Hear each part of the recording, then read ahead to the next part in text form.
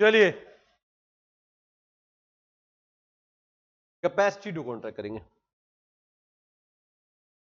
चलिए बच्चों अब रिवाइज कर रहे हैं capacity to, that means competency. देखिए आपकी पार्टी कॉन्ट्रैक्ट के लिए बच्चे क्या होनी चाहिए? अब कंपिटेंट का मतलब क्या है? कैपेबल। मतलब तीन सिचुएशन है। पहला, वो मेजोरिटी की एज का होना चाहिए, मतलब मेजर होना चाहिए। क्या होना चाहिए? बंदा साउंड माइंड का होना चाहिए और किसी लॉ में डिस्क्वालीफाई। देखो इंडियन कॉन्ट्रैक्ट में ना बड़े सारे चैप्टर है, मेरा मानना है कि ये सबसे छोटा है और आसान भी है। ठीक है, देखिए माइनर और मेजर की बात करें। देखो जो व्यक्ति ना 18 साल या उससे ऊपर का है वो मेजर है, वो क्या है? और वही कॉन्ट्रैक्ट करने के लिए एलिजिबल है। यानी कि आप ये कहना चाह रहे हो सर कि माइनर एलिजिबल? क्लियर बात है? तो मैं क्या कहता हूं, minor is not capable of entering into an agreement. Minor contract में एंटर होने के लिए एलिजिबल। इसके ना बड़े सारे पॉइंट है। स्टेट थ्योरी में क्वेश्चन है तो 5-6 पॉइंट लिख दीजिएगा। केस है तो केस तो बहुत बढ़िया बन जाएगा। पहला point, a contract made with और made by minor is void ab. Void ab initio का मतलब from the very beginning void है। माइनर के साथ किया गया कॉन्ट्रैक्ट या माइनर के द्वारा किया गया कॉन्ट्रैक्ट, दोनों ही क्या है? फॉर एग्जाम्पल एक माइनर ने एक मेजर से लोन लिया, एक माइनर ने एक मेजर से लोन लिया, बाद में माइनर ने मना कर दिया, क्या मेजर लोन की रिकवरी कर सकता है? नहीं। माइनर का कॉन्ट्रैक्ट क्या है? वॉइड। इनफैक्ट एक और एग्जांपल क्रिएट कर देते हैं। माइनर ने प्रॉपर्टी मोर्टगेज करी, प्रॉपर्टी गिरवी रखी, प्रॉपर्टी क्या रखी, और मेजर ने उसको लोन दे दिया। मेजर ने उसको क्या दे दिया? क्या वो प्रॉपर्टी को बेच सकता है उसकी रिकवरी के लिए? नहीं। तब भी आप कुछ भी, मतलब माइनर के अगेंस्ट आप जा ही नहीं सकते। एक एक्सेप्शन है वो मैं मानने बताऊंगा। मतलब माइनर के, मैं हमेशा कहता हूं माइनर के साथ कॉन्ट्रैक्ट करने वाले की बेवकूफी है कि वो माइनर के साथ कॉन्ट्रैक्ट, क्योंकि माइनर के ऊपर आप कुछ भी करोगे माइनर पता क्या बोलेगा? मैं तो माइनर हूं। Minor has only one excuse and that is a solid excuse, that is a minor. हाँ जी, minor. Conclusion, an agreement with the minor is altogether void, that is 100% void। Even इसी को आगे बताया गया, बच्चों ने कहा ठीक है माइनर है, मेजर होकर ठीक कर देगा। No, no ratification, no legal correction even after attaining the. मतलब माइनर अपने मुंह से बोल देना कि मैंने जो काम किया था माइनर की फॉर्म में किया था, आज मैं उसको ठीक करना, तो वो भी ठीक। पूछो क्यों? वैलिड काम बाद में वॉइड होता है, वॉइड कभी बाद में वैलिड। जो वॉइड है वो वॉइड है, बात ही खत्म। Agreement made before the majority can not be ratified even after attaining the.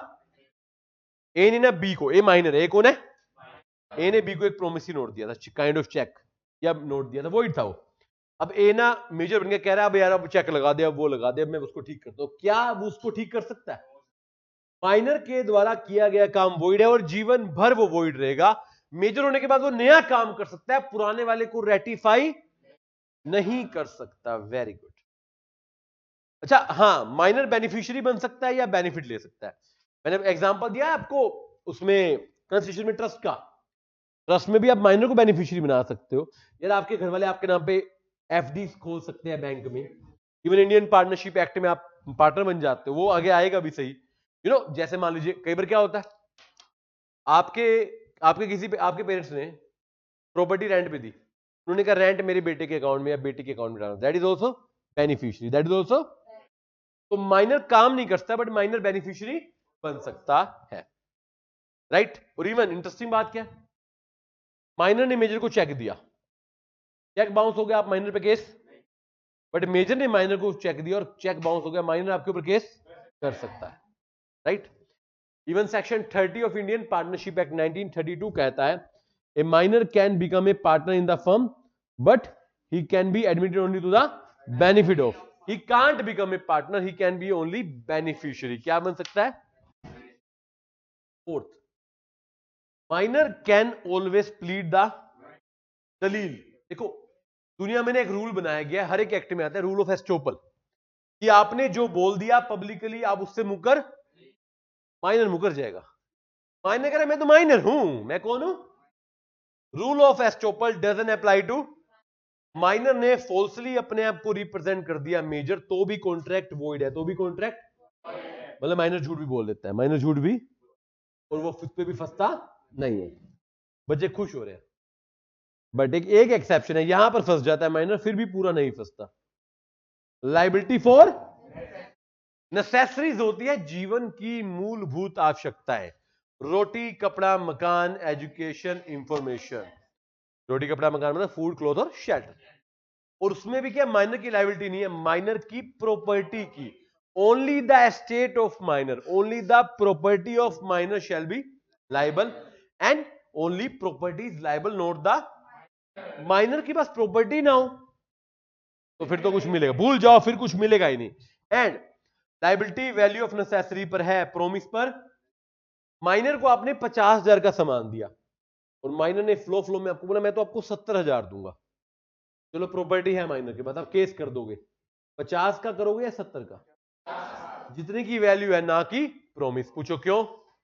Minor का प्रोमिस तो झूठा है ना, माइनर के प्रोमिस पे तो मुद्दा ही नहीं है। मुद्दा तो है कि माइनर तो लाइबल नहीं है, माइनर की प्रॉपर्टी लाइबल है। अगर प्रॉपर्टी है, नहीं है तो फिर कोई लाइबिलिटी नहीं है।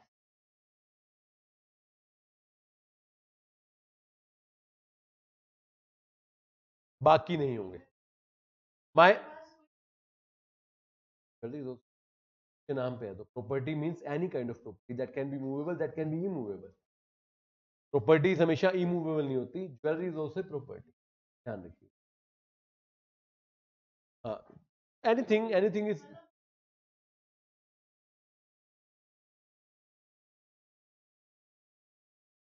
वो तो करेगा ही नहीं, आप करवा रहे हो। वो तो करेगा ही नहीं, वो नहीं करने वाला। चलिए, महीने को 5 लाख रुपए देता कौन है? एग्जाम्पल है। महीने के पास ज्वेलरी कौन सी होती है?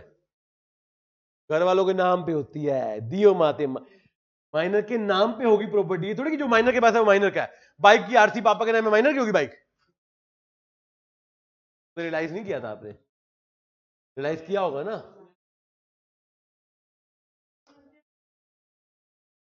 वो तो फिर ट्रांसफर हो गए ना उसको, वो इनहेरिटेंस है, वो अलग केस हो गया। यस, कर सकते हो।